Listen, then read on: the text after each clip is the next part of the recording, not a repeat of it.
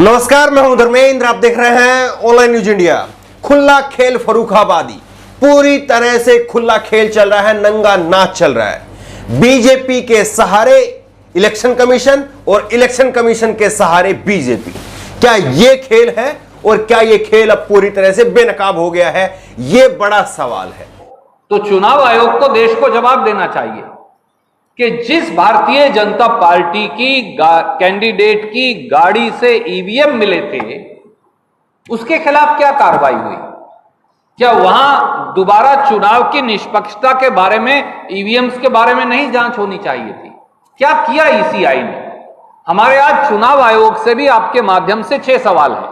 पहला सवाल, electronic voting machine चुनाव आयोग बीजेपी के कैंडिडेट की गाड़ी में क्यों ट्रांसपोर्ट करता है? यह क्या मजबूरी हो गई चुनाव आयोग की? दूसरा सवाल, क्या हाथीपुरा पोलिंग स्टेशन में, दीफू में एक लग्जरी कार से ईवीएम्स पाई गई? अगर हां तो क्यों? लग्जरी कारों में चुनाव आयोग कब से ईवीएम ट्रांसपोर्ट करने लगा?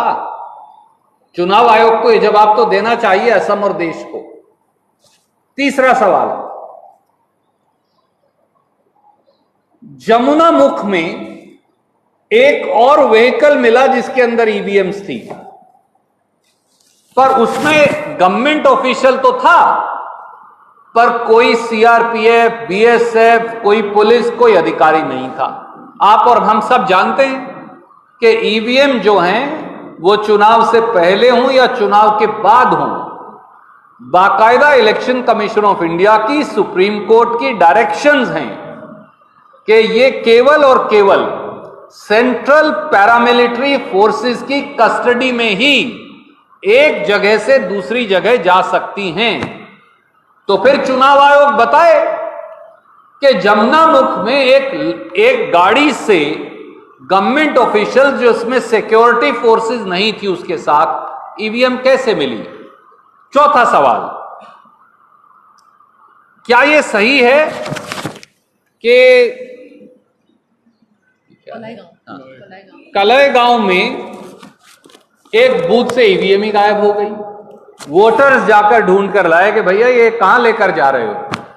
क्या आपने कभी देखा, सुना, सोचा है? वहां सेंट्रल पैरामिलिट्री फोर्सेस होती हैं, स्टाफ होता है। कलाईगांव के एक बूथ से ईवीएम गायब होगी, फिर उसे बाद में ढूंढा गया। क्या यह सही है? और अगर सही है तो क्या कार्रवाई चुनाव आयोग ने की? पांचवां सवाल, डिब्रूगढ़ में वो स्ट्रांग रूम जहां पर ईवीएम है, उसके आसपास और अंदर कई संदिग्ध लोगों की गतिविधियां देखी गई। तो चुनाव आयोग ने क्या कार्रवाई की? और ईवीएम जिस स्ट्रांग रूम में स्टोर्ड हो, वहां पे कैसे कोई व्यक्ति अंदर घुस सकता है? चुनाव आयोग बताए। और छठा सवाल, क्या यह सही नहीं कि पिछले चरण के चुनाव में 139 ऐसे पोलिंग स्टेशन हैं जो हमारे साथियों ने इकट्ठे किए, जहां ईवीएम की सीरियस मैल फंक्शनिंग हुई, जिसमें जागी रोड है, नागांव है, हौजाए है, नील बागान है, लुमडिंग है और दूसरे हैं। तो ऐसे में जब यह सब हो रहा था तो चुनाव आयोग क्या कर रहा था? कि जिस तरह से असम के अंदर बीजेपी के प्रत्याशी की गाड़ी के अंदर ईवीएम मिली है, जो चुनाव लड़ रहा है उसी की गाड़ी के अंदर ईवीएम मिलती है। और ईवीएम क्यों मिली है, उसकी ईवीएम मिलने की वजह चुनाव आयोग ने क्या बताई है, यह सुन करके कोई 5वीं क्लास में पढ़ने वाला बच्चा भी हंसेगा। ये कोई ढंग का तर्क कम से कम दिया जाता ताकि लोगों के समझ में आता, लोगों को लगता कि हां कुछ तो ढंग की बात है, शायद इसमें कोई शक नहीं। लेकिन जिस तरह से पूरे देश में ईवीएम को लेकर के गुस्सा है, उस गुस्से को और बढ़ाने का काम किया है इस घटना ने। असम के अंदर बीजेपी के प्रत्याशी हैं कृष्णेंदु पॉल, और दूसरे चरण के मतदान के बाद में उनकी गाड़ी के अंदर ईवीएम मिलती है। लोग वहां पर पहुंच जाते हैं, इकट्ठा हो जाते हैं, वीडियो बनाने लगते हैं और वीडियो बना करके जब ये वीडियो वायरल होती है से हल्ला मचा हुआ है। और हल्ला इस बात को लेकर के मचा हुआ है कि आखिरकार कैसे जो है वो बीजेपी ईवीएम के सहारे चल रही है और ईवीएम बीजेपी के सहारे चल रहा है, इलेक्शन कमीशन बीजेपी के सहारे, बीजेपी इलेक्शन कमीशन के सहारे। ये पूरी तरह से जो जुगलबंदी है ये एक्सपोज हो गई है।